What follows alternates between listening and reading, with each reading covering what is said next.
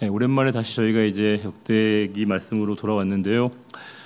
제가 이제 쉬면서 그렇게 말씀을 준비하면서 그런 생각이 좀 제 마음속에 아주 깊이 새겨졌습니다. 그게 뭐냐면 이제 여러분들이 오실 때마다 얼마나 오시면서 얼마나 여러 가지 결단을 하시고 오시겠습니까? 아침에 일어나시는 시간부터 또 준비하는 과정들, 또 여러 가지 또 이렇게 바르기도 하시고 여러 가지 많은 과정들을 거치면서 오셨는데 이 한 시간이 얼마나 소중한 시간인가 생각을 제가 아주 뼈저리게 했습니다. 그래서 뭐 지금까지도 그러하셨겠지만 우리가 그냥 왔다가 그냥 돌아가면 얼마나 아쉽겠습니까? 주무시려면 뭐하러 오시겠습니까, 여러분? 집에서 편하게 쉬시고 주무시죠. 그래서 우리가 한 시간 동안은 정말 저도 좀 어떻게 하면 이 모든 말씀, 이 내용들을 여러분들에게 정말 최대한 잘 전하려고 제 머릿속으로 많이 고민을 하고 있는데, 여러분들도 제가 준비한 양이 100이면 한 120, 150, 200 정도의 하나님의 은혜를 부어주심을 통해서 내용들을 충분히 숙지하셔서 이 말씀을 통해서 우리에게 이제 그 말씀을 붙들고 살아가야 될 그 분명한 좌표들을 여러분들이 좀 깨닫는 시간이 되시면 좋겠다 싶고요. 저도 고민할 터이니까 여러분들도 무심하게 앉아 계지 마시고요. 매우 같이 이렇게 공감하면서 같이 말씀을 좀 나눠주시면 좋겠다 싶습니다.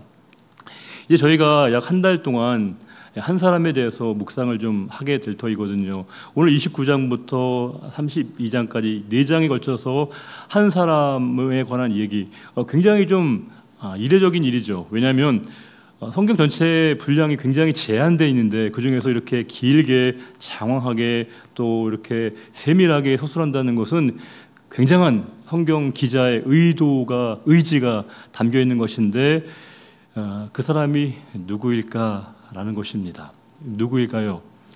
그래서 히스기야입니다. 남유다의 여러 왕들, 20명의 여러 왕들이 있지만 그 중에 역시 이렇게 도드라지는 왕이 몇 명 있는데 그 중에 역시 대표적인 왕이 바로 이 13대 왕이었던 히스기야 왕입니다.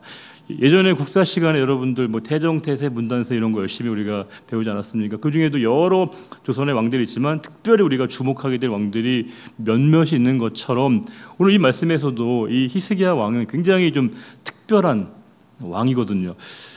그의 특별함이 왜 그랬을까라고 하는 겁니다. 그럼 선대 왕과 조금 비교되는 부분이 있습니다. 12대 왕이 이제 아하스라고 하는 그 히스기야의 아버지 선대 왕이었는데요. 그 아하스 왕이 했던 여러 가지 일들 가운데 가장 참혹한 일은 뭐냐면 그 성전의 기능을 거의 정지시키고 무력화시켰다는 사실입니다. 성전이 뭐 하는 곳인지 다 아시죠? 당연히 성전은 뭐 하는 곳이에요? 제사 드리는 곳이 우리식으로 얘기하면 예배를 드리는 곳이죠. 근데 그 성전을 아예 문을 닫아 걸었습니다. 성전을 폐쇄하게 만들었고요. 그 성전이 문을 닫으면 뭐가 안 되는 거예요? 제사와 예배가 불가능한 것이고, 당연히 그러면 제사와 예배가 불가능하다는 것은 어떤 사람들이 할 일이 없다는 걸까요? 그 제사장들과 레위인들이 이제 일자리를 잃어버리게 되는, 할 일이 없어지게 되는 상황이죠. 그리고 이게 사람이 관심을 기울인다는 것은 자꾸 눈이 거기에 쏠리게 마련이거든요. 여러분 놀라운 거 아시죠? 집에서 이렇게 청소하고 관리해 보시면 아시겠지만요, 관리를 잘 하시는 분 입장에서는 청소 굉장히 깨끗하게 하는 분들은 작은 먼지가 다 눈에 보여요. 저는 사실 잘 안 보이거든요. 저는 웬만한 건 다 이렇게 넘어가고 둔감할 수 있는데 집안에 계신 또 다른 한 분은 매우 아주 예리한 눈으로 모든 걸 이렇게 집어내고 찾아내고 하는, 그래서 집사람이 어디 갔다가 온다고 하면 저희 세 식구가 아주 비상이거든요. 왜냐하면 이제 뭐 하나라도 흠집이 안 걸리려고 여러 가지 애를 쓰고, 나름대로는 저희가 하루 전부터 작전을 짜가지고 너는 여기 맞고 여기 맞고 이렇게 세 명이서 여러 가지 협력을 함에도 불구하고 그분이 강림하시게 되면 모든 게 다 이제 지적이 되는 걸 보게 되면 야, 참 신기하다 싶습니다. 그럴 수 있죠. 왜냐하면 사람이 한번 뭔가를 관리하고 신경 쓰게 되면 더 거기에 이렇게 공을 들이게 되고 더 신경을 쓰게 되는데, 아예 무심하게 되면 뭐가 됩니까? 방치하거든요. 방임하게 됩니다. 이제 그 성전에 대한 그 아하스 왕의 무시, 방치라고 하는 것은 그 마음만 멀어진 게 아니라 실질적으로 그 성전이 뭐 했어요? 이제 성전이 기능을 상실하게 되니까 한마디로 얘기하면 그 성전이 뭐가 되냐면요, 쓰레기통이 돼버린 거예요. 쓰레기통이. 온갖 잡동사니가 이렇게 쌓여 있어가지고 성전이 너무 형편없게 되었다는 겁니다. 비극이죠. 겉으로 보는 성전은 뭐일까요? 차이가 없을 수 있죠. 왜냐하면 번듯한 건물은 아주 잘 있으니까. 그런데 뭡니까? 그 성전 안에, 그 성소에 있는 모든 것들은 온갖 쓰레기, 잡동사니, 우상의 여러 가지 도구들이 가득 차 있어서 실제로 성전은 완전히 성전의 모습을, 위상을 상실하게 되었다는 사실입니다. 참 우리에게 여러 가지 메시지를 주죠. 왜냐하면 우리는 성전을 당연히 유형의 건물로 보았던 그 시각은 구약적인 사고인 것이고, 신약적인 사고로 보면 뭘까요? 우리가 바로 주의 영이 거하시는 성전이거든요. 우리가 바로 성전이라고 이미 사도 바울께서 선언하셨습니다. 그런데 이게 우리가 내면이 허물어지고 무너지고 망가져도 겉으로는 티가 안 난다는 것이죠. 안 보인다는 거예요. 여러분들이나 저나 잘 안 띄어요. 저 사람의 내면의 상태가 어떤지, 실제 어떤 삶을 살아가고 있는지 아무도 몰라요. 자기도 몰라요. 때로는 본인이 거기에 젖어들게 되면 내 문제의 심각성이 어떠한 것인가를 놓쳐버리고 잃어버리고 망각하게 된다는 겁니다. 이 상황 가운데 이제 철저하게 그 성전이 기능이 상실되어졌을 때 누가 등장하게 되냐면 히스기야 왕이 왕으로 오게 됩니다. 이 아하스와 히스기야가, 아하스가 이제 서거한 이후에 히스기야가 온 게 아닙니다. 두 왕은요, 나름 이렇게 왕위가 겹치게 됩니다. 이제 왕위가 한 10여 년 정도의 시간 동안에 아하스가 왕에 있고, 그때 이제 히스기야가 왕이 되지만 실질적으로 왕권의 대부분은 누가 행사하냐면 아버지 아하스가 행사하게 되고, 약 10년 정도의 시간이 지나고 난 다음에 아하스가 세상을 떠나고 난 이후에 그 왕권이 누구에게 오는 거예요? 히스기야에게 왔다는 것이죠. 자, 그러면 이 가정입니다. 아하스가 하는 거, 아버지가 하는 거 아들이 봤죠.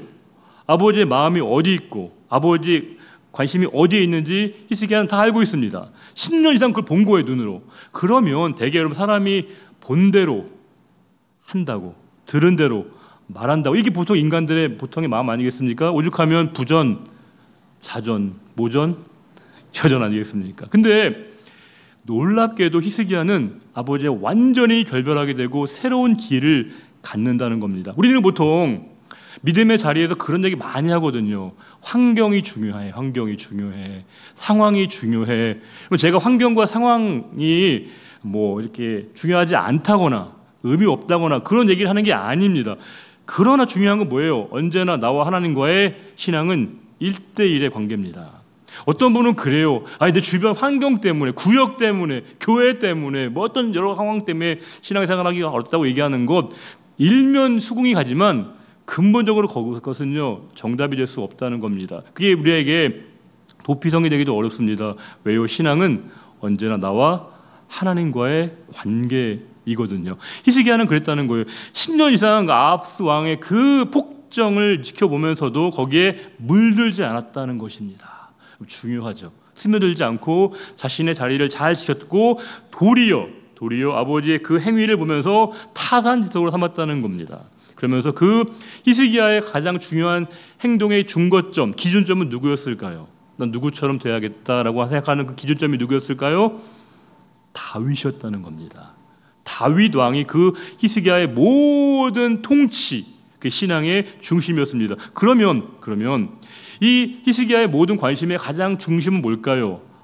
다윗 시대의 그 모습이 복원되어지는 것, 다윗 시대 했던 그 일들이 다시금 그들에게 부활시키는 것, 그것이 본인의 역사적이고 신앙적인 책무라고 히스기야가 생각했을 법하다는 겁니다. 자, 그러면 이 다윗의 시대에는 당연히 뭐는 없었을까요? 성전은 없었습니다. 그러나 다윗은 여러분들 아시는 것처럼 그 성전이 지어지기 위한 모든 제반적인 준비는 누가 다 한 거예요? 다윗이 다 한 거예요. 솔로몬은 뭐 한 거예요? 숟가락만 얹은 것이죠. 실제로 모든 일은 다 다윗이 한 겁니다. 실제로 다윗의 시대에 유형의 성전은 없었지만 다윗은 모든 준비를 다 했고, 게다가 실질적으로 이 성전 예배의 소프트웨어의 모든 제반 준비는 다 다윗이 한 겁니다. 그 제사가, 예배가 당시는 당연히 이렇게 제물을 잡는 그런 제사적 행위도 있었지만 그 제사와 예배 안에 가장 중요한 본질적인 요소가 뭐였냐면 찬양이었습니다. 그래서 다윗은 누굴 세웠습니까? 찬양대를 세워서 하나님을 찬양하는 일이 굉장히 예배의 본질이라고 하는 것을 다윗이 모든 백성들에게 알게 했거든요. 자, 그러면 히스기야는 어떤 생각을 했을까요? 히스기야의 관심은 두 가지 축으로 진행되었을 것이라고 우리가 예상이 가능하다는 것이죠. 첫 번째는 뭐였을까요? 당연히 저렇게 황폐화되고 쓰레기 더미처럼 되어졌던 그 성전을 다시금 정화시키는 것, 청결하게 하는 것, 쉽게 얘기하면 성전 청소하는 것, 이게 가장 큰 급선무였겠지만 거기에만 머무르지 않고요. 뭐예요? 다윗이 했던 것처럼 찬양의 중심성, 예배 안에 찬양이 얼마나 중요한 것인가를 이 다윗이 환기시키는 그 일을 했다는 겁니다. 여러분과 제가 쭉 보시면 아시겠지만 이제 그 두 가지 트랙으로 다윗이 얼마나 이 성전 중심의 예배를 복원시켰는가를 보여주고 있다는 겁니다. 자, 그럼 한 가지만 더. 그 성전을 이제 정화하고 청소하려면 어떻게 할까요? 성전이 이렇게 막 더럽혀져 있고 쓰레기가 난무하고 있으면 이 상황을 정리하려면 어떻게 해야 됩니까? 누구가 필요한 거예요? 청소업체에게 맡길 수 있는 게 아니에요. 이게 누구를 할 수 있는 겁니까? 당연히 제사장과 레위인들을 소환시키는 거죠. 제사장과 레위인들은 지금껏 뭐예요? 할 일이 없었던 거예요. 왜요? 아하스 왕이 다 쫓아내서 그들이 이제 한직에 머무르고 있었습니다. 근데 문제는 제사장과 레위인은 물론 근본적으로 제사장도 레위인이긴 하지만 그 중에 조금 더 좀 특별하다면 특별할 수 있는 게 제사장인데, 자, 그러면 제사장과 레위인을 굳이 나누기 싫지만 나눈다고 할 때 누가 더 비장한 사명감이 필요한 자리일까요? 제사장과 레위인 중에서 누가 더 하나님 앞에 더 그 자리에 엄중함을 느껴야 되는 게 맞을까요? 당연히 제사장이죠. 그런데 안타깝게도 뒤에 보시면 아시겠지만 레위인들이 훨씬 더 자기의 자리를 잘 지켜냈다는 겁니다. 제사장들은 그 소명을 완전히 망각했고요. 오히려 훨씬 더 망가졌습니다. 그래서 실질적으로 되게 중요한 역할들을 제사장들이 하긴 하지만 매우 실질적으로 중요한 역할들을 레위인들에게 히스기야가 맡기게 됩니다. 왜요? 레위인들은 자신의 그 본분과 사명을 훨씬 더 성경을 그대로 보게 되면 성심하게, 예전 번역을 하면 성실하게 지켜내고 있었다라고 하는 겁니다. 그 성전 중심의 예배가 복원되어지는 그 기가 막힌 상황을 오늘 본문이 이렇게 소개하고 있습니다. 자, 그러면 한 가지만 더 퀴즈를, 여러분 성경 지금 안 보셔도 돼요. 제가 퀴즈를 드리는 거예요. 자, 그러면 이 성전을 이게 청소하려면 다 이제 쓰레기를 모으고 막 하지 않았겠습니까? 자, 그러면 이 쓰레기 모아진 거 어디다 버려야 될까요? 어디다가 처리해야 될까요? 난지도? 어때요, 여러분? 어디다가 이거를 정리해야 돼요? 이게 소각 장소가 있는데 그게 여러분 아무데나 버리는 게 아닙니다. 이게 굉장히 종교적으로 그런 우상들을 처리하는 곳이 이미 정의가 되어 있었다는 거예요. 어디냐면 기드론 골짜기. 여러분 이름을 잃어버리시면 안 됩니다. 이따가 다시 한번 얘기하겠지만 기드론 골짜기에다가 버리는데 왜 거기 버렸는가는 다 구약적인 전승이 있는 거예요. 우상의 재물을 이렇게 모으면 거기에 다 왕들이 그곳에다가 다 그 재물, 우상의 어떤 물건들을 다 거기에 이렇게 버렸다라고 하는 겁니다. 한 가지만 더 퀴즈를 드리고 본문 들어가 볼게요. 저만 신난 것 같은 느낌이 들긴 하는데 여러분, 그럼 성전을 정화하기 위해서 제사장과 레위인들이 투입되게 되는데, 그러면 실제로 제사를 드리기 전까지 직전까지의 시간 며칠 정도 걸렸을까요? 여러분 한번 퀴즈로 이 청소하는데 이 시간들 정리하는데 그러면 이제 성전을 정화하고 정돈하고 이제 그걸 이제 다 했다고 하는 거를 히스기야 왕에게 보고를 하겠죠. 다 끝났습니다. 이 정도 시간이 걸렸습니다라고 보고했을 건데 그게 성경에 보면 나와요. 기간이. 정말 놀라운 건 우리가 13분 전에 봤던 내용이라고 하는 것이죠. 재미니까 여러분 얼마나 될까요, 기간이? 이게 알고 나서 보면 훨씬 더 재밌을 것 같아서 제가 이렇게 여러분들에게 이렇게 힌트를 드리는 건데 며칠 정도 걸릴까요, 여러분? 아까 답이 나왔는데 뭐라고요? 16일. 야, 맞습니다. 16일 동안의 그 기간이 걸렸던 겁니다. 와, 여러 가지 내용들을 여러분들 상상하시면서 한번 말씀을 보겠습니다. 29장. 히스기야가 나이에 몇치의 왕이 올랐냐면 25세의 왕에 올랐다고 되어 있습니다. 몇 년간 다스렸는가요? 29년간. 물론 아버지 선대 왕이었던 아하스 왕의 10년 정도의 기간과 이렇게 중첩되는 기간이 있습니다. 엄마 이름은 아비야인 겁니다. 2절에 중요한 거, 히스기야는 모든 삶의 기준이 어디였다는 겁니까? 누구였다는 거예요? 다윗이었다는 겁니다. 히스기야가 그의 조상 다윗의 모든 행실과 같이 여호와 보시기에 정직하게 행하여, 여기다 동그라미를 쳐야죠. 정직하게 행했다라는 겁니다. 여러분들에게 질문을 던져볼게요. 그럼 정직하게 행했다는 게 뭐예요? 도대체 성경에서 얘기하는 정직하게 행했다는 말의 뜻은 뭘까요? 어쩌면 여러분들이 오늘 이 1시간 동안 이 한 단어의 의미만 잘 가져가셔도 신앙적으로 굉장한 유익이 있습니다. 그럼 정직하면 우리에게 떠오르는 연관 검색어는 뭘까요? 정직하면 여러분과 저에게 뭐가 먼저 떠올라요? 정직하면 여러분 누군가에게 저 사람 참 정직해 라고 얘기하면 우리에게 떠오르는 이미지는 뭐예요? 정직이라는 단어에 우리에게 담겨져 있는 뜻이 뭘까요? 거짓이 없는 것, 뭐 솔직한 것, 보통 이런 게 우리가 뭐 진솔한 것, 이게 이제 정직일 터인데, 자, 그런데 이게 오늘 말씀에서 다윗과 같은 행실을 따라하면서 여호와 보시기에 정직하게 했다는 것은 다윗이 그의 놀라운 시편 51편에서 정직한 영을, 이런 말씀 있지 않습니까? 굉장히 중요한 표현이죠. 정직한 영. 그러면 그 전까지 뭐 다윗이 뭐 거짓말을 많이 했거나 위선적이었거나 그렇게 보기보다는 여기에 또 다른 의미가 있구나라고 하는 것을 우리가 길어낼 수 있다는 사실입니다. 자, 그러면 제가 조금씩 설명해 볼게요. 보통 우리가 정직하면, 정직을 설명하려면 우리가 하나 중요한 단어가 떠올라야 되는데 그게 뭐냐면 사실이라는 것이죠. 우리는 보통 사실에 기반한 것, 사실을 통해서 정직이 드러나고 설명된다고 얘기합니다. 보통 우리는 사실 그대로 얘기해야 정직한 거예요. 그렇죠? 사실대로 말하는 게 정직한 것이죠. 사실과 다른 얘기를 하면 정직하지 않은 겁니다. 그럼 우리가 성경에서 정직한 영 할 때 그 정직이라는 게 사실에 대한 직접적인 진술, 그 의미만 담고 있는가? 아닙니다. 사실은 중요하긴 해요. 근데 사실을 얘기한다는 거에 또 하나의 모순과 위험성이 뭘까요?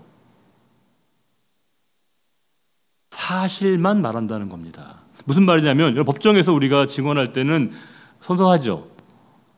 저도 몰라요. 안 가봤어요, 여러분. 우리가 생각해 보는 거죠. 근데 사실만을 얘기한다고 할 때 그 말은 뭘까요? 되게 뭐예요? 나한테 유리한 걸 얘기하는 거예요. 나한테 불리한 거 얘기하지 않으면 그거 처벌받지 않습니다. 그러니까 내가 나에게 도움이 되고 이익이 되고 유익이 되어지는 사실만을 말하면 하나님께서는 그것을 정직하고 또 그 증언의 합법성과 합당성을 인정해 준다는 겁니다. 즉 우리가 뭐 사실과 아예 다른 문제는 좀 논외로 하고 나에게 불리한 것, 나에게 별로 껄끄러운 것을 대면하는 것은 굉장히 어려운 것이죠. 그래서 우리가 정직을 얘기할 때 사실이 되게 중요하긴 하지만 우리 사실보다 더 중요한 게 뭘까요? 진실이죠. 진실. 진실은 힘든 거예요. 나를 대면하게 만드는 일이거든요. 진실 앞에 서는 건 상당한 용기가 필요한 겁니다. 내가 외면하고 싶은 것들, 내가 기피하고 싶은 것들마저도 그것을 대면하게 하는 게 이게 바로 진실 앞에 서는 용기이거든요. 그러니까 어쩌면 정직이 진짜 어려운 게 이거죠. 사실 앞에 서는 용기도 중요하지만 진실 앞에 대면할 수 있는 용기를 갖는 게 진짜 우리가 정직의 중요한 부분입니다. 그런데 우리는 한 가지 더 나아가죠. 그게 뭐냐면 진리 앞에 서는 용기를 얘기합니다.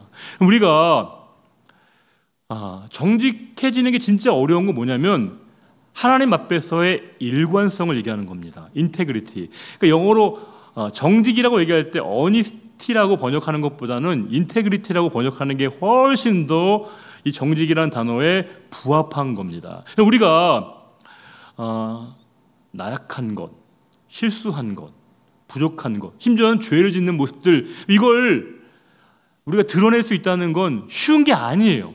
그걸 내가 받아들이고 인정하는 거, 제가 했어요, 제가 한 겁니다. 제가 잘못했습니다. 그거를 받아들이고 인정하는 건 굉장히 어려운 겁니다. 이거는 진짜 많은 거를 담아내고 있는 겁니다. 그것은 그 사실에 대한 냉정한 판단과 심판을 행하는 사람뿐만이 아니라 그것을 해결할 수 있는 대상에 대한 신뢰가 없으면 그런 용기를 드러내는 게 어렵다는 겁니다. 그래서 우리가 하나님 앞에 정직하게 선다는 건 뭘까요? 내가 죄인입니다. 하나님, 저는 잘못했습니다. 부족합니다. 라고 하는 것만을 내가 인정하는 것뿐만이 아니라 뭐예요? 그 사실을 통해서 그분 앞에 그것을 인정했을 때 그분의 진정한 용서를, 은혜를 경험할 수 있는 것이 바로 우리가 진정한 이 정직의 가장 중요한 자세라고 하는 거예요. 그래서 그전까지는 다윗이 밧세바 사건 때문에 끊임없이 하나님 앞에 자기를 숨기려고 하고 은폐하려고 하고 감추려고 했지만 이제는 뭐예요? 하나님, 저에게 정직한 영을 새롭게 하소서. 뭡니까? 하나님, 이제 하나님 앞에 저는 감출 것이 없습니다. 하나님 앞에 저는 저의 모든 것을, 실제 저의 적나라한 모습을 다 드러내겠습니다 라고 하는 것이거든요. 왜 그게 가능할까요? 하나님 만약에 그에게 잘못한 것에 대하여 그대로 응징만 하시는 분이시라고 생각했다면 다윗이 그렇게 하기가 어려웠을 겁니다. 그렇죠. 근데 다윗은 뭘 믿은 거예요? 그 하나님에 대한 용서와 하나님의 인애, 사랑에 대한 적극적인 그 믿음이 그에게 있었기 때문에 하나님 앞에 설 수 있는 용기, 진실 앞에 넘어서 진리 앞에, 진리이신 하나님 앞에 설 수 있는 그 용기를 갖는 게 바로 정직의 가장 근본이라고 하는 겁니다. 우리가 언제나 신앙은 하나님 앞에 설 수 있는 그 용기를 얘기하지 않습니까?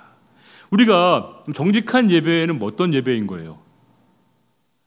하나님 앞에 나의 일관성 있는 모습이라고 하는 것이죠. 어떨 때는 이렇고 어떨 때는 이렇고 매우 이율배반적이고 모순적인 우리의 모습을 그대로 담아내는 게 아니라 하나님 앞에 나의 언제나 상황들을 일관성 있게 유지하고 그분 앞에 나의 모든 것들을 솔직하게 인정하면서 점점점 그 하나님 앞에 나와의 거리가 친밀해져 가면서 그분이 원하시는 그 길이 나의 삶의 길이 되어지는 그 과정들이 바로 성도가 우리가 꿈꿔야 될 이 정직의 모습이거든요. 그러니까 우리가 여기서 지금 히스기야가 다윗과 같이 그런 길을 이제 걷고자 했던 건 뭘까요? 누군가 눈치 안 보겠다는 거죠. 왜냐하면 이것저것 유불리 따지면 행하기 어려워요. 나는 이제 언제나 하나님 앞에서만 저는 행하겠습니다. 제가 이 길을 가겠습니다. 이게 저한테 유리하거나 불리하라 손익 계산, 편익 계산하지 않겠습니다. 저는 옳은 것만 하겠습니다. 하나님이 원하시는 그 의만 제가 행하겠습니다라고 하는 아주 결연한 의지가 여기 담겨 있었다는 겁니다. 그러니까 다윗이 굉장한 저항을 부르실 만한 일들도 행하지 않습니까? 아니, 물론 왕이긴 하지만 이미 선대왕부터 국권이 이렇게 아주 고착화시켰던 그 토대와 토양을 바꾼다는 건요, 말도 못하는 저항이 있을 수 있거든요. 그렇지 않습니까? 이미 지금 성전 제사나 성전 예배가 완전히 무너진 그 상황에서는 사람들이 다 뭐예요? 거기에 익숙해져 있고 친숙해져 있고 또 거기에 동조하는 사람들이 적지 않게 있을 터인데 그것을 뚝 끌고 간다고요? 이게 뭐하러 이게 불리한 상황을 만들어요? 그런데 나는 하나님, 저는 하나님 앞에 정직하게 이 일을 행하겠습니다.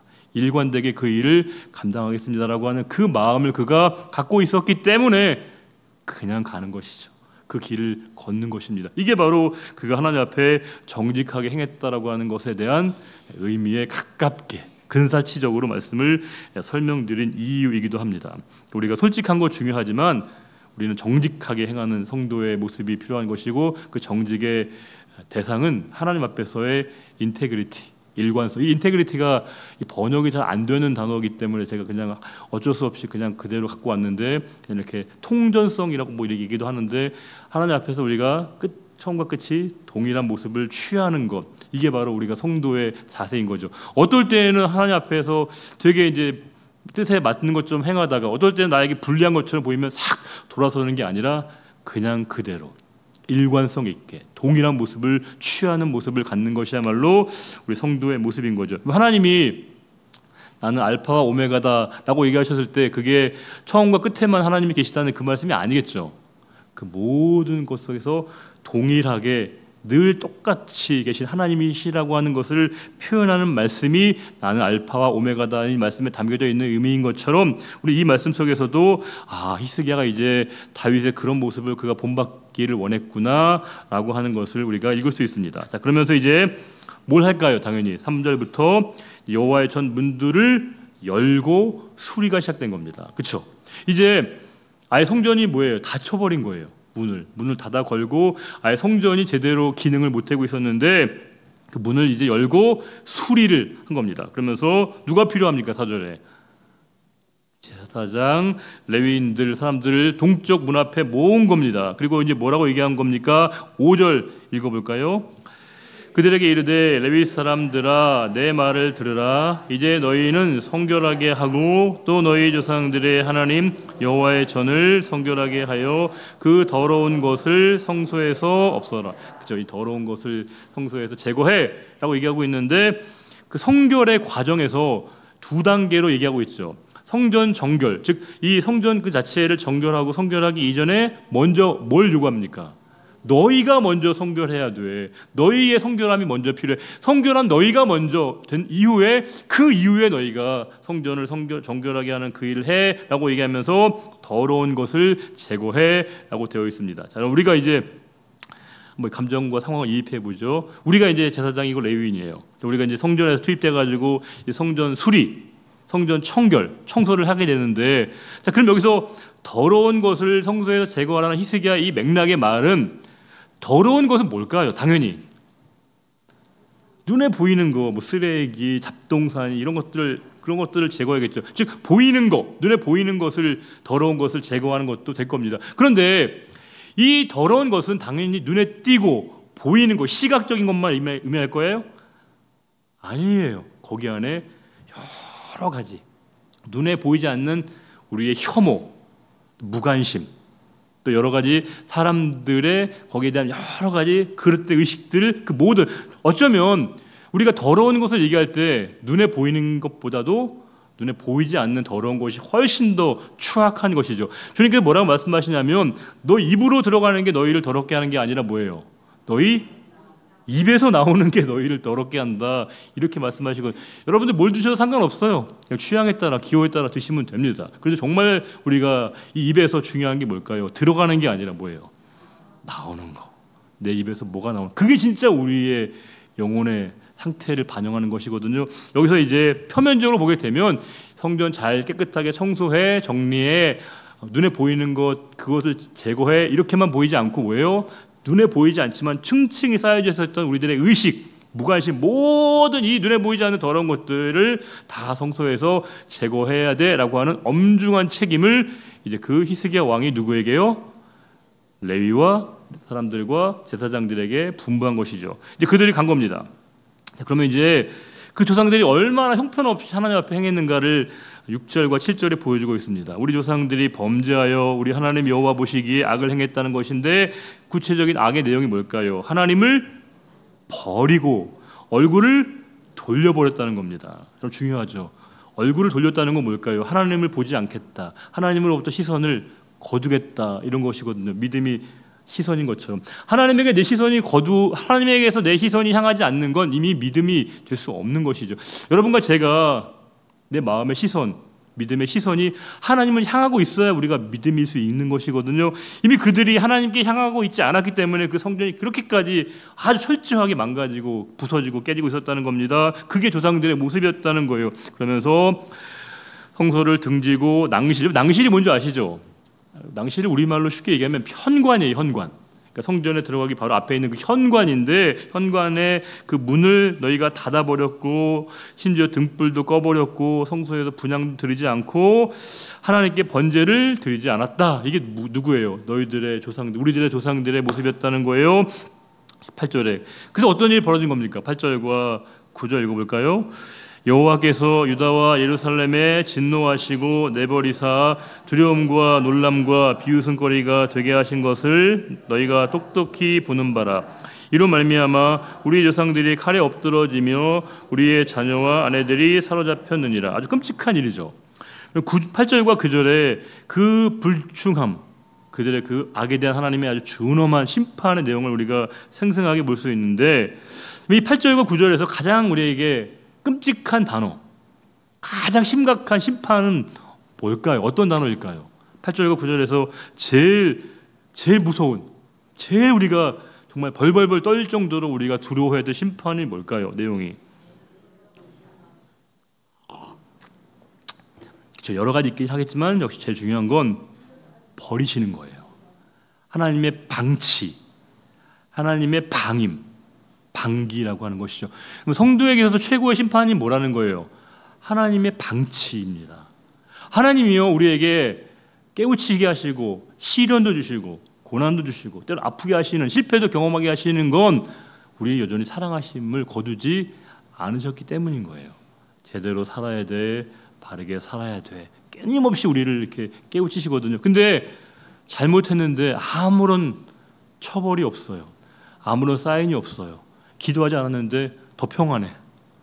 내가 하나님 앞에 예배하지 않았음에도 불구하고 마음에 아무런 동요가 없다는 건 그 이미 내 마음의 상태가 하나님의 진노와 심판 아래 있다는 끔찍한 상황이 된다는 겁니다. 지금 하나님께서 그들을 내버려 주셨다는 겁니다. 방치하시고 방임하셨다는 겁니다. 그러면서 그들이 이렇게 끔찍한 일을 당했는데 10절에 반전이죠. 이제 이스라엘 하나님 여호와로 더불어 언약을 세워 하나님께서 이제 다시금 언약을 갱신하시게 된다는 겁니다. 그래서 그 맹렬한 노를 우리에게서 떠나게 하실 마음이 있다. 하나님의 맹렬한 분노, 하나님의 진노와 분노를 하나님이 다시금 거두시겠다 이렇게 말씀하십니다. 여러분 기억나시나 모르겠어요. 제가 주일 설교 얼마 전에도 에스겔 할 때 말씀드린 것 같긴 한데 우리가 분노에 대해서 구분을 두 가지로 이렇게 나눠서 드렸죠. 기억나세요? 여러분들이 정말 감사한 건 늘 새롭게 일신우일신 하셔서 감사하긴 해요, 여러분. 그러니까 우리가 성경에서 분노라고 할 때 그 분노, 진노를 그러니까 인간적인 분노, 하나님의 분노가 차이가 있거든요. 분명히 분노가 차이가 있습니다. 그러면 우리부터 이해하기 쉽게 우리의 분노는 뭐예요? 우리가 화나는 건 뭐 때문에 화나는 거예요? 그러니까 우리의 분노는 감정의 문제예요. 감정이 내가 이제 확 동하는 거. 내 말도 안 들어줘? 나를 무시해? 그러니까 우리가 내 감정이 뒤틀리면 화가 나거든요. 감정이 안 맞으면 화가 나게 됩니다. 우리의 감정은 이제 상대방과 나와의 마음의 불일치 때문에 생겨나는 이 분노이거든요. 근데 감정적 분노의 가장 치명적인 오류랄까요? 문제가 뭘까요? 우리가 감정적으로 화가 나요, 여러분. 그러면 이 감정의 이 상태로 생겨난 이 화의 가장 문제가 뭘까요? 이게요 어디까지 갈지 몰라요.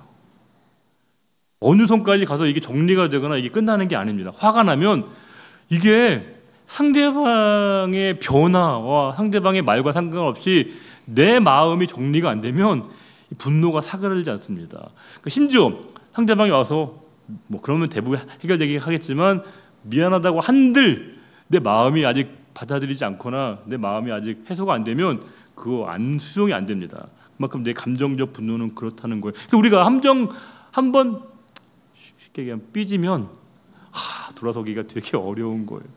이 진짜 어렵습니다. 한번 감정과 마음이 틀어지면 이 돌아서기가 어려운 거예요. 그래서 이게 진짜 어려운, 제가 이거 비유로 얘기한 거지만 마냥 비유가 아닌 게 우리는 화나면 천국도 안 가려고 한다는 거예요.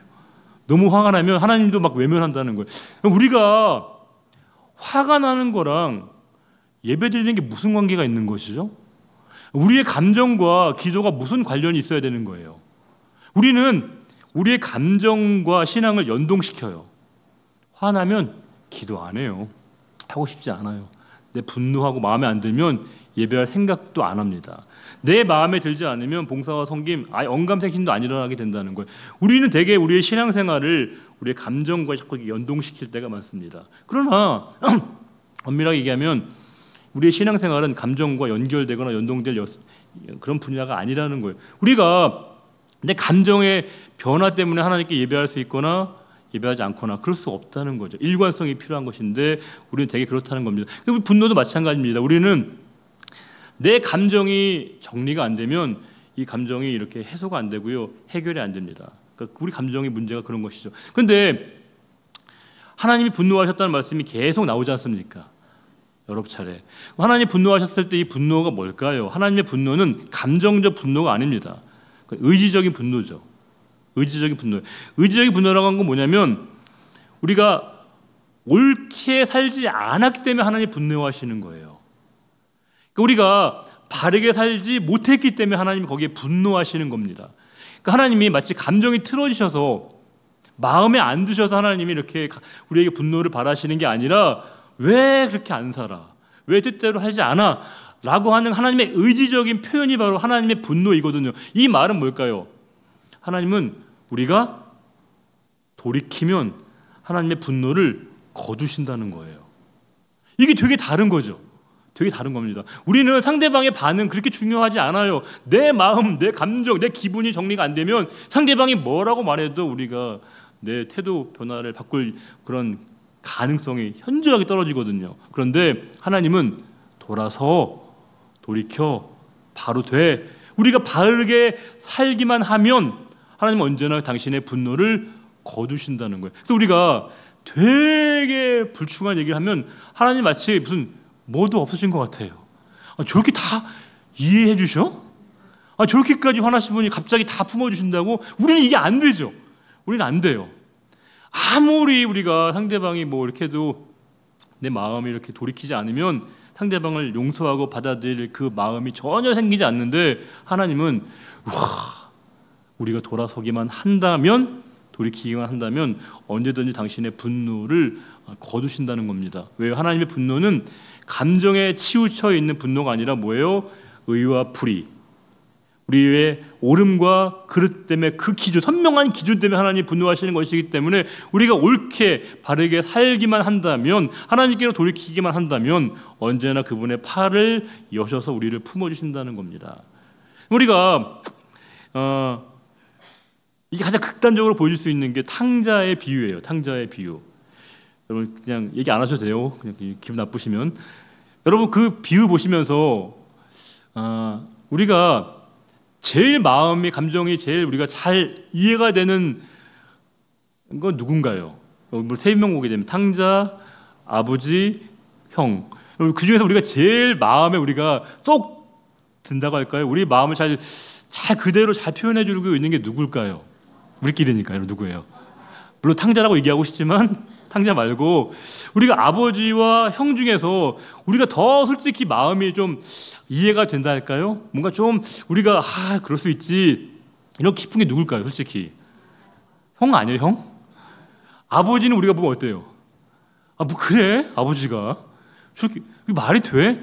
형이야말로 이해가 되죠. 저렇게 못된 녀석, 이렇게 아버지를 등지고 이렇게 집안을 팽개치고 간 아들에 대해서, 형 동생에 대해서 분노하게 되는 건 형이 우리는 이해가 돼요. 어쩌면 저와 여러분의 뭐 이분은 제외시겠지만 뭐 워낙 거룩한 분도 계시니까 뭐 몇 분은 예외겠지만 대부분은 아마 우리와 형이 거의 이렇게 동질적인 마음이 아닐까 싶어요. 그러니까 동생이 돌아왔는데 형은 뭐예요? 기쁘지 않은 거예요. 마음에 안 드는 거예요. 그 아버지가 형 동생을 위해 잔치해 주니까 뭐예요? 화가 난 거예요. 화가 난 거예요. 저 녀석은 그 행한 대로 완전히 그걸 벌을 충분히 받아야 되고 응징을 해야 되고 아버지 처벌을 받아야 되는데 도대체 그 아버지는 뭐예요?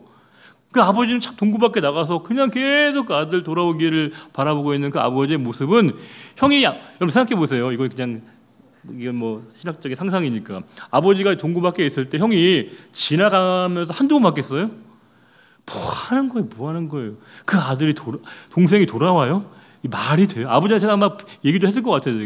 제가 짐작이지만. 그리고 실제로 굉장히 회의적인 마음을 갖고 있었던 그 형, 심지어는 안 돌아왔으면 좋겠다는 마음을 가졌던 그 형이거든요. 근데 덜컥 동생이 돌아와 버렸네요. 아버지가 저렇게 좋아하셔요. 그러면 같은 마음이 돼야 마땅할 터인데 형은 뭐예요? 너무 꼴 보기 싫은 거예요. 너무 싫은 거예요. 이게 어쩌면 우리들 마음 아닐까요? 우리들의 감정의 표현이 그렇다는 겁니다. 우리는 동생이 돌아서면 기뻐할 줄 마음을 갖는 게 아버지의 마음인데 우리는 그 마음이 안 되는 거예요. 그러니까 이해를 못하는 거예요. 이해를 못하는 겁니다.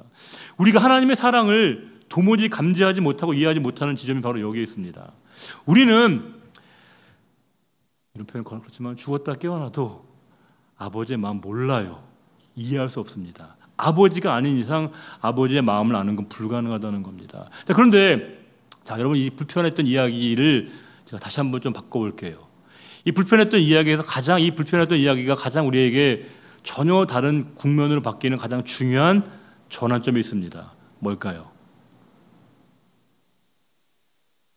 실은 우리가 탕자였다는 겁니다. 우리는 늘 형인 줄 알았어요.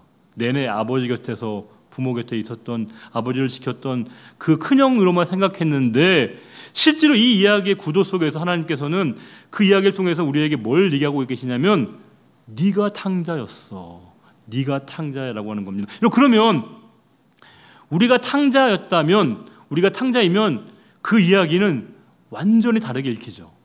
완전히 다르게 읽힙니다. 아, 내가 돌아서면 아버지께서는 기다려 계시고 나를 받아주시는 분이시구나 라고 하는 그 말씀이 우리를 눈물 짓게 하는, 오열하게 하는 말씀이 된다는 것이죠. 그게 하나님의 사랑이라는 사실입니다. 우리는 그 하나님의 사랑이 어마어마한 크기를 잘 몰라요. 이해도 못하고요, 감지도 못합니다. 근데 하나님이 뭐라고 말씀하시냐면 그 비유를 통해서 그 아버지의 마음이 하나님의 마음이심을 우리들에게 보여주신다는 겁니다. 생각해 보시면 우리가 산 대로, 살았던 대로 하나님이 그대로 반응하시면 여기 있을 수 있는 사람이 누가 있습니까? 아무도 없습니다. 우리가 미안해서라도, 면목 없음으로도 이곳에 올 수 있는 사람 아무도 없습니다. 근데 우리가 참 염치불구하고 이곳에 나오지 않습니까? 그 이유가 뭘까요? 우리는 우리 때문이 아니라 하나님 때문에 나올 수 있는 사람들입니다. 성도의 자격은 언제나 하나님이신 거예요. 우리의 스펙은 언제나 하나님이신 겁니다. 성도의 스펙은 믿음밖에 없는 겁니다. 내가 살아왔던 시간들이요, 공로요, 그 어떤 것도 하나님 앞에 우리가 내세울 수 있는, 나올 수 있는 그 어떤 조건과 스펙도 안 되는 거예요. 우리의 자격은 하나님이 우리에게 부여하시는 것이고, 제 표현이긴 하지만 성도의 스펙은 믿음인 것밖에 없습니다. 하나님 이거 가지고 주님께 나옵니다. 믿음 가지고 주님께 나옵니다. 이렇게 고백할 수밖에 없는 것이고요. 그 믿음으로 주님 앞에 나왔을 때 주님께서 그들을 향하여 그 노를 거두시는, 이렇게까지 하신다고? 이게 말이 돼? 성경을 읽으면서 이게 말이 돼? 라고 하는 질문에서 말이 돼. 이게 바로 우리가 경험하게 되는 복음이지 않겠습니까? 우리 11절까지 말씀 한번 보겠습니다. 11절에 레위인들과 그 제사장들을 가리켜서 그 히스기야 왕이 뭐라고 부릅니까? 11절에 내 아들들아, 매우 친근하게 내 아들들아 이렇게 불러줍니다. 그러면서 이제는 게으르지 말라. 여호와께서 이미 너희를 택하사 그 앞에 서서 수정대로 그를 섬기며 분양하게 하셨느니라. 기가 막힌 말씀이죠. 지금 이 일은 누가 하는 거죠? 실제로는 누가 행하는 거예요? 히스기야가 하는 거거든요, 실제로는. 그런데 궁극적으로 히스기야는 내가 너희들을 택하고 부른 거 아니야, 하나님이 너희들을 부르시고 택하시고 그 일을 맡기신 거야, 이렇게 얘기하고 있다는 겁니다. 기가 막히죠. 본인이 다 했잖아요. 자기 이름 낼 수 있고 공덕비 세울 수 있고 기념비 세울 수 있는 일인데 나를 딱 지워요. 나를 감추어요. 우리식으로 얘기하면 우리 모두 행한 것들을 십자가 뒤에 감추고 내가 아니라 주님만이 드러나기를 원하시는 것, 그 모습, 그게 바로 성도의 은혜 받은 자의 고백 아니겠습니까? 그러면서 그들에게도 구체적인 지침을 줍니다. 게으르지 말라. 게으르지 말라는 말, 우리에게 반사적으로 한 말씀이 떠오르죠. 그 달란트 비유에서 주인이 했던 평가, 악하고 게으른 정화. 그러니까 이 악함과 게으름은 묘하게 이렇게 연관을 맺고 있다는 겁니다. 그러니까 그들이 이제 게으르지 말라는 건 하나님 앞에서의 그들의 성실함에 대한 당부라고 볼 수 있고요. 역시 정직한 마음으로, 하나님 앞에 인테그리티하는 마음으로 그 사명을 감당하기를 바래라고 그들에게 요청하고 있는 히스기야의 고백을 볼 수 있다는 사실입니다. 다음 주에는 12절부터 그들이 어떻게 구체적으로 이 성전을 정화하고 또 정결하게 했는가를 보면서 그 뒤에 그 예배의 감격스러운 모습, 찬양이 막 그들에게 울려 퍼지면서 그 찬양이 온 선지에 진동하게 되면서 그 찬양에 감동받은 그들이 이제 원래는 하나님 앞에 나가려면 가장 먼저 그들이 어떤 제사를 이제 해야 되는 겁니까? 죄 문제를 해결하려면 뭐가 필요한 거예요? 속죄제를 하거든요. 속죄제 한 다음에 그들이 번제까지 들고 한 다음에 이제는 그냥 다 끝났기 때문에 감사제만 하면 되는데 그들이 또 많은 제물을 막 이렇게 기꺼이 자원하면서 가져오게 되면서 그 모습을 보면서 히스기야가 너무 온 백성과 함께 같이 기뻐하는 그 장면이 이제 다음 주에 나오게 되는데, 여러분 혹시 이제 시간이 혹시 나시거나 그러면 틈틈이 한번 뒤에 말씀을 잘 보셔서 다음 주에 좀 우리가 좀 더 집중적으로 말씀을 볼 수 있도록 준비해 주시면 더욱 감사하겠습니다. 기도하겠습니다. 하나님 아버지, 또 오늘도 이렇게 말씀을 통해서 저희에게 주의 뜻을 깨닫게 하시고 알게 하시고 배우게 하시고 느끼게 하셔서 감사합니다. 주님, 영원한 주님의 진노 아래 있을 수밖에 없는 저희들을 그 십자가의 완전하신 사랑으로 가려주시고 또 덮어주시고 은혜의 지성소로 저희들을 인도하셔서 너무 감사할 뿐입니다. 감사라는 단어 속에 우리의 마음을 다 담아내지 못할 만큼 너무 큰 은혜를 저희들이 날마다 누리고 주께 나아갑니다. 그 십자가의 온전한 사랑이 저희들의 삶으로 녹아들게 해주시고 우리 온전히 우리의 삶을 주님 앞에 드리며 기도하며 충성하며 헌신하며 봉사하며 주를 위해 살아가는 우리의 삶이 되기를 원합니다. 주님, 저희들을 늘 은혜 가운데 있게 해주시고 그 아버지의 크고 놀라운 사랑으로 저희들을 깨닫게 해주시고 언제나 주님을 닮아가며 주님의 인격을 닮아갈 수 있는 우리의 삶이 되어지기를 간절히 바라며 언제나 우리와 함께 하시고 도우시는 우리의 주님 예수 그리스도의 이름으로 감사하며 기도 올려드립니다. 아멘.